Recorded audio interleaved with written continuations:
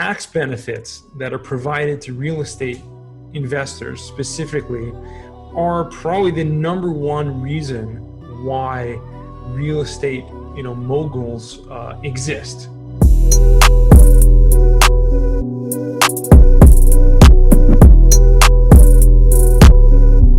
There were really two things that blew me away originally and continue to as time goes on. And one of them was that it became very clear to me that the tax benefits that are provided to real estate investors specifically are probably the number one reason why real estate, moguls exist.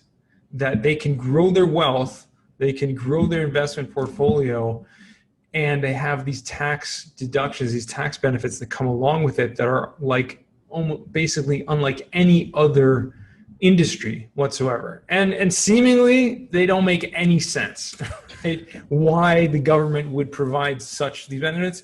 Regardless, okay, let's just ignore the elephant in the room that, maybe it's the fact that Congress are real estate investors and that's why they get all these tax benefits for them. But that to me was like, okay, this is a wealth creating vehicle. And the second thing that coupled with that, which was really together with it, was that how few people actually know about it.